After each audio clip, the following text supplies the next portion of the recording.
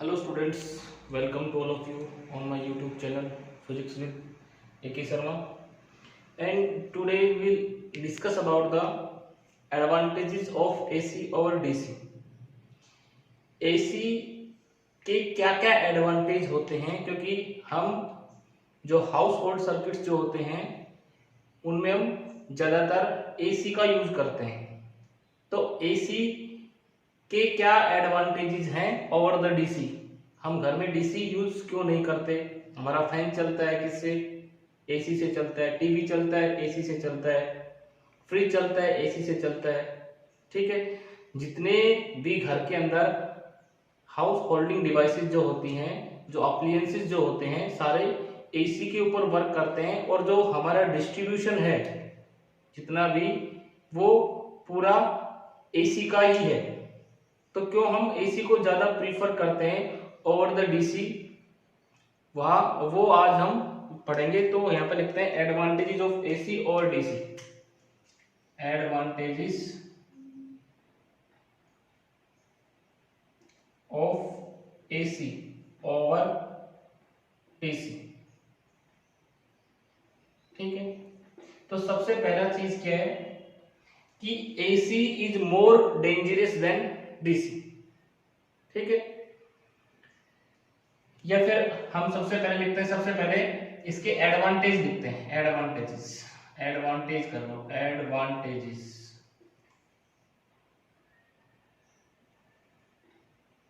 ठीक है, क्या क्या एडवांटेजेस है?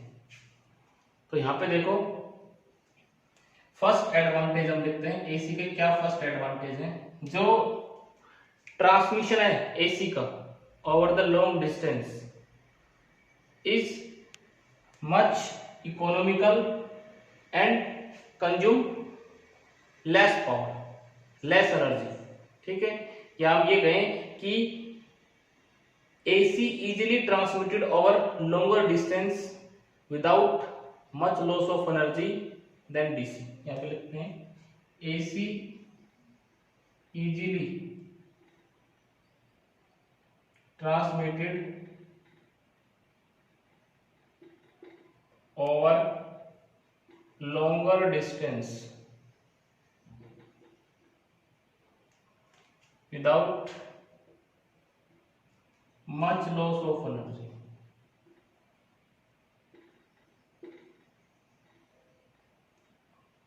ठीक है, और देखो हमें एक चीज पता है कि इलेक्ट्रिसिटी कहीं पे बनती है और उसका डिस्ट्रीब्यूशन ऑल ओवर द जो हमारा कंट्री होता है। तो उसमें अगर हम DC को एक जगह से दूसरी जगह पे भेजते हैं 1000 किलोमीटर 2000 किलोमीटर दूर, तो उसमें एनर्जी का लॉस बहुत ज्यादा हो जाएगा, एनर्जी बिल्कुल नहीं पहुंच पाएगी। लेकिन अगर हम AC को भेजते हैं तो वो बहुत कम एनर्जी लॉस के साथ वो दूसरे जगह पहुंच जाएगी। ठीक है, तो AC का जो ट्रांसमिशन होता है लॉन्गर डिस्टेंस पे without much loss of energy easily transmit कर सकते हैं। दूसरा देखो, AC इजीली वेरिड या वेरिंग का मतलब चेंज कर सकते हैं यूजिंग ट्रांसफॉर्मर। घर में कितना वोल्टेज आता है? 220 वोल्टेज आता है, और जो हमारा स्टेशन होता है वहां से गांव में कितना वोल्टेज आता है? 11000 वोल्टेज। तो ट्रांसफॉर्मर का यूज करके हम इसको कम ज्यादा कर सकते हैं AC के केस में। DC में ऐसा नहीं कर सकते। तीसरा देखो, तीसरा the production of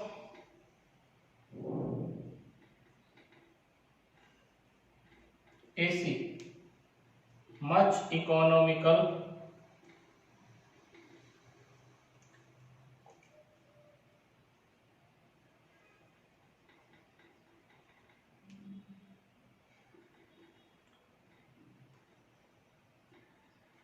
than DC। DC को बनाना ज्यादा महंगा होता है, जबकि AC को बनाना ज्यादा सस्ता होता है। ठीक है, AC can be reduced by without loss of energy.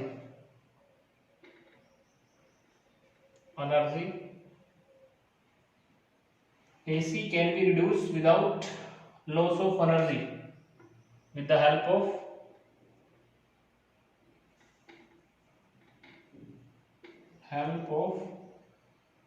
choke coil.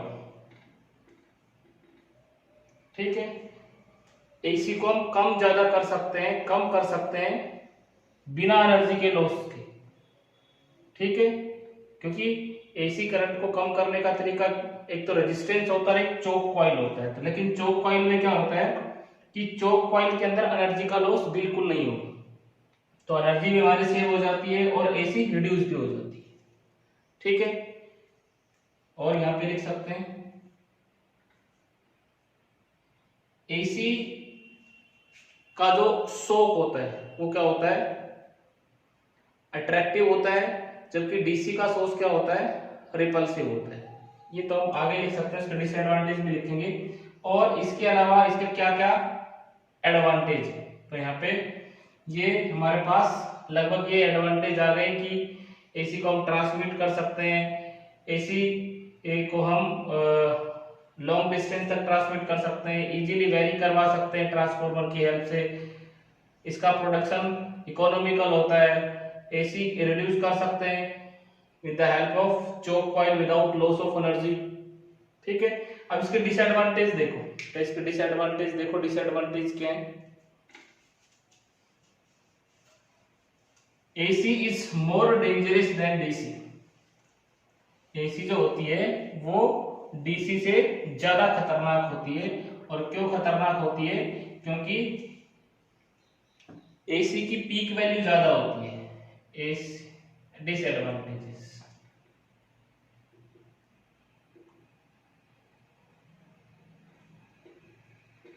AC is more dangerous DC। क्यों?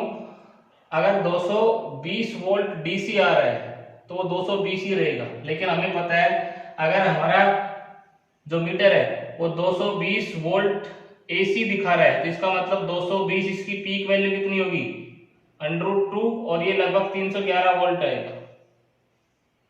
ठीक है, तो यहाँ पे हमें एक बार 311 वोल्ट का झटका महसूस होगा, और यहाँ पे कितना, यहाँ पे 220 है तो 220 ही रहेगा क्योंकि एसी वेरी नहीं करता है।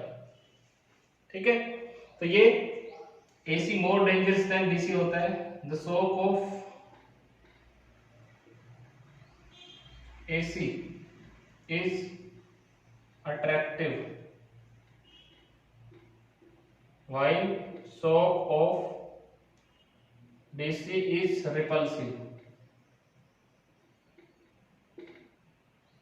डीसी का शॉक जो होता है वो रिपल्सिव होता है और एसी का शॉक जो होता है वो अट्रैक्टिव होता है। ठीक है,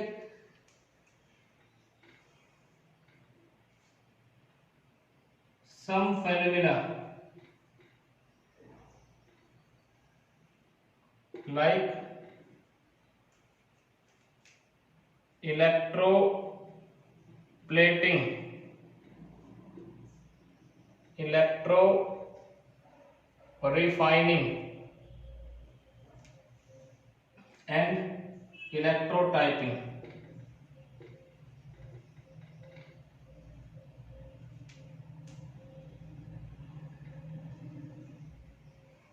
cannot be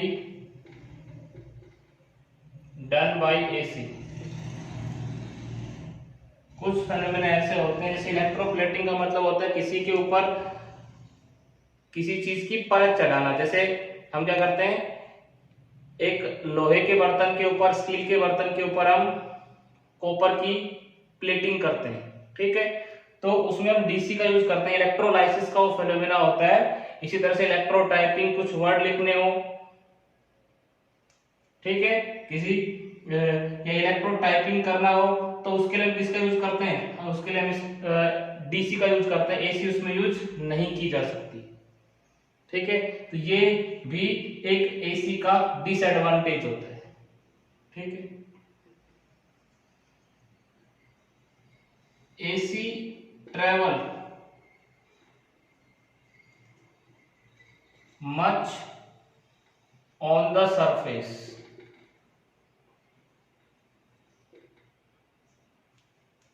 then inside of conductor. So large number of twisted wire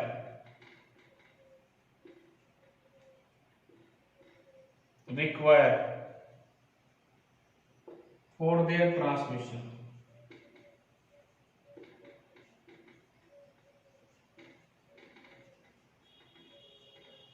ठीक है, अब हमने देखा है कि जो एसी करंट है या करंट डीसी हो वो तो सरफेस पे ज्यादा चलता है। ये वायर है तो इसके ये इलेक्ट्रॉन इसके सरफेस एरिया पे चलते हैं, अंदर नहीं चलते। अंदर इलेक्ट्रिक फील्ड क्या होता है, जीरो, तो सरफेस पे चलते हैं। तो सरफेस कैसे बढ़ा सकते हैं? एक बहुत ज्यादा मोटी वायर लेने के बजाय हम क्या करते हैं, बहुत सारी पतली पतली वायर लेते हैं, उनको ट्विस्ट कर देते हैं ताकि सरफेस एरिया बढ़ जाए और ज्यादा इलेक्ट्रॉन्स रन कर सके उस सरफेस एरिया के ऊपर से। तो ये कुछ डिसएडवांटेज है इसे एसी के, और वहां पर हमने कुछ एडवांटेज पढ़े। तो ये डिसएडवांटेज और एडवांटेजेस हो गए किसके बेटा, एसी के और डीसी।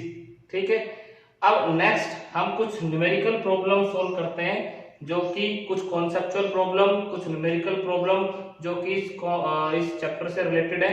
तो यहां बेटा देखो बेटा, ये एक क्वेश्चन हमें दे रखा है, simple C problem. Calculate the capacitance C of the capacitor if the power factor of the circuit is unity. Also find Q factor of the circuit.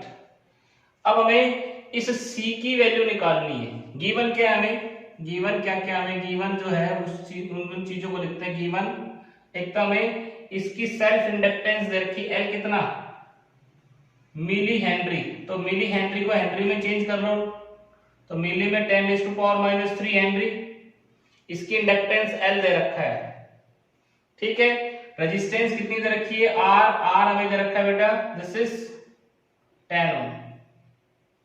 और पावर फैक्टर दे रखा है, पावर फैक्टर क्या होता है, cos phi is equal to 1। इसको power factor बोलते हैं बेटा, दिस इज पावर फैक्टर। तो पावर फैक्टर किसके बराबर होता है, पावर फैक्टर जो होता है cos phi is equal to R/Z। Impedance triangle से हम देखेंगे, इंपीडेंस ट्रायंगल अगर हमने पढ़ा है तो ये देखो, इधर Z होता है, इधर R होता है, इधर XL माइनस XC, और ये एंगल फाई होता है। तो यहाँ पे cos फाई निकालेंगे इस ट्रायंगल में, तो cos फाई कितना आ जाएगा, बेस अपॉन हाइपोटेन्यूज, तो बेस R और ये Z इंपीडेंस। तो cos फाई कितना होता है, 1। तो cos फाई 1 होता है, इसका मतलब ये कितना दे रखा है, यूनिटी। तो R/Z इज इक्वल टू 1। इसका मतलब क्या हुआ, इसका मतलब ये हुआ कि R किसके बराबर है, Z के बराबर। R Z के बराबर कब होता है, सोचो, R Z के बराबर कब होता है, जब रेजोनेंस होता है। This is the condition of resonance, this is condition of resonance, यानी कि सर्किट में रेजोनेंस हो रहा है। जब भी पावर फैक्टर यूनिटी होगा तो R Z के बराबर मिलेगा, और वो रेजोनेंस की कंडीशन होती है। रेजोनेंस में क्या होता है, रेजोनेंस में हमने पढ़ा है कि रेजोनेंस के अंदर XL किसके बराबर होता है, XC के बराबर होता है। XL is equal to XC। तो यहां से देखो, एट रेजोनेंस, इसको मिटा देते हैं,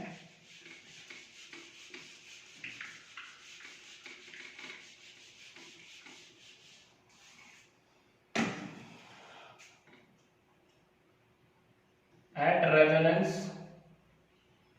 रेजोनेंस में क्या, XL is equal to XC के बराबर होता है, ये भी हमने पढ़ा है। ठीक है, अभी कितना, ओमेगा L 1/ओमेगा c। हमें तो c निकालना है, तो c कितना आ जाएगा, c इज इक्वल टू 1/ओमेगा²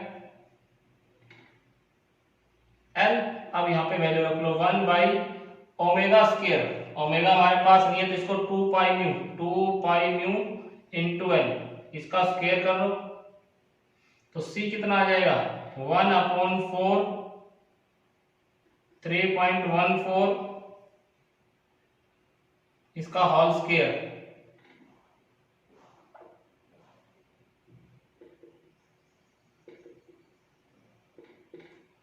ठीक है, म्यू स्क्वायर 50 का स्क्वायर l 200 मल्टीप्लाई बाय 10⁻⁻3। ठीक है, इस तरह से हमने जितने भी वैल्यूज दी हुई थी हमने वो वैल्यू रख दी, और ये हमारे पास इसको कैलकुलेट करने पे आ जाएगा 50 माइक्रोफैराड। इसको जब सोल्व करेंगे पूरे को तो आएगा 50 माइक्रोफैराड। ठीक है, तो कैपेसिटेंस कितनी आ गई 50 माइक्रोफैराड। इसी तरह से हमें पावर फैक्टर निकालना है। पावर फैक्टर कितना होता है, पावर फैक्टर देखो बेटा, पावर फैक्टर हमारे पास, सॉरी क्यू फैक्टर निकालना है, पावर फैक्टर का हमारा क्यू फैक्टर निकालना है। क्यू फैक्टर कितना होता है, Q factor is equal to 1/r√l/c। Q factor 1/r, r कितना 10, l कितना 10⁻⁻3 और c कितना 50 इंटू 10⁻⁻6। इसको सोल्व करेंगे।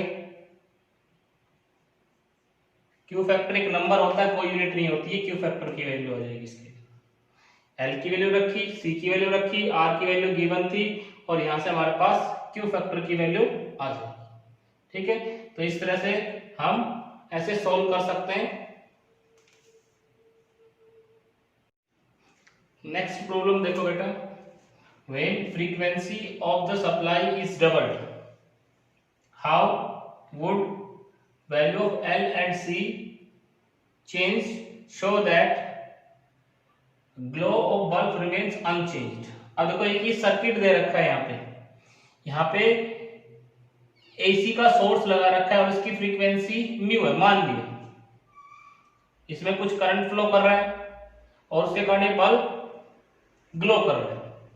तो ये कह रहा है कि अगर इसकी फ्रीक्वेंसी को क्या कर दें, डबल कर दें, mu dash is equal to 2 mu कर दें, बढ़ा करके डबल कर दें, फ्रीक्वेंसी को डबल कर दें, तो एल और सी को किस तरह से चेंज करें कि इसके अंदर जो करंट है, इसके अंदर जो ग्लो है वो पहले था वैसा ही रहे, अनचेंज्ड रहे। तो हमें पता है ग्लो किसके कारण होता है, glow of the bulb, glow of the bulb due to heat produced. Heat produce के कारण होता है।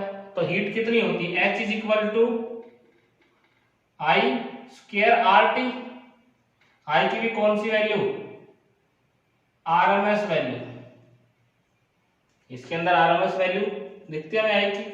अब ये R कांस्टेंट है, T कांस्टेंट है, ठीक है। अब ये I RMS हीट के डायरेक्टली प्रोपोर्शनल है, यानी कि ये चेंज नहीं होना चाहिए, ठीक है। और I किसके बराबर, भाई I कब चेंज नहीं होगा, I is equal to E/Z, और Z कितना होता है, Z is equal to √R² plus XL minus XC का होल स्क्वायर, यही होता है, ठीक है। अब यहां से देखो कि हमें तो फ्रीक्वेंसी बताना है, फ्रीक्वेंसी को चेंज करने से, डबल करने से, फ्रीक्वेंसी को डबल करने से देखो यहां पे Z is equal to R² plus, इसको कैसे लिख सकते हैं, 2π पाई म्यू एल एक्सएल किसके बराबर होता है 1 minus X C 1 by omega C 2 pi mu C, इसका होल स्क्वायर, ये फैक्टर है। तो जेड को कांस्टेंट रखना, हमें क्या रखना है कांस्टेंट। जब फ्रीक्वेंसी को चेंज करें, फ्रीक्वेंसी को चेंज करें, इसको भी 2 म्यू कर दें, इसको भी 2 म्यू कर दें, तो ये वाला फैक्टर तो क्या हो जाएगा बढ़ जाएगा, सॉरी घट जाएगा, ये वाला फैक्टर बढ़ जाएगा, तो पूरा का पूरा जेड चेंज हो जाएगा। तो इसलिए हमें एल और सी की वैल्यू चेंज कर रहे हैं, ठीक है। अब देखो यहां से अगर इसको मैं डबल करता हूं, इसको डबल करता हूं 2 पाई, इसको 2 म्यू कर दिया, इसको डबल कर दिया 2 म्यू, ठीक है। यहां पे एल को क्या कर दूं हाफ कर दूं, माइनस 1/2 पाई, इसको भी 2 म्यू, और इसको क्या कर दें सी को भी हाफ कर दें। तो यहां पे देखो ये कट गया, ये यहां से ये कट गया, कितना आया 2 पाई म्यू एल, और ये भी 1/2 पाई म्यू सी सेम रहेगा। तो अगर फ्रीक्वेंसी को डबल करते हैं तो हमें एल और सी को क्या करना पड़ेगा हाफ करना पड़ेगा, तभी जेड की वैल्यू सेम रहेगी, करंट कांस्टेंट फ्लो करेगा। तो यहां पे हम लिख सकते हैं when frequency is doubled then value of L and C gets half to remains the globe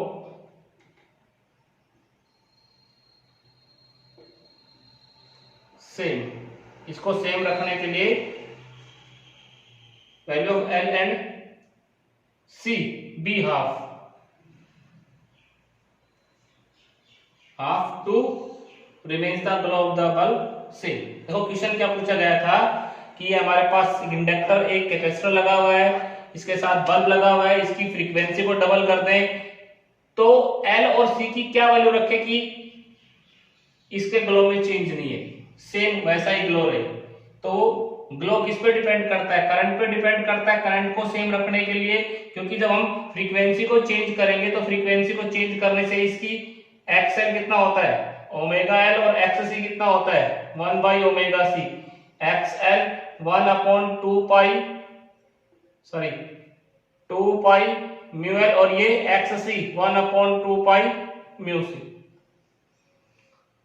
तो हमें एल और सी की वैल्यू को भाई इसको डबल करेंगे तो डबल हो जाएगा, इसको डबल करेंगे तो हाफ हो जाएगा, तो इसको भी हाफ करना पड़ेगा और इसको भी क्या करना पड़ेगा इसको भी हाफ करना पड़ेगा, ठीक है। तभी ये जेड की वैल्यू सेम रहेगी और बल्ब एज इट ग्लो करता रहेगा, ठीक है बेटा। नेक्स्ट प्रॉब्लम देखते हैं।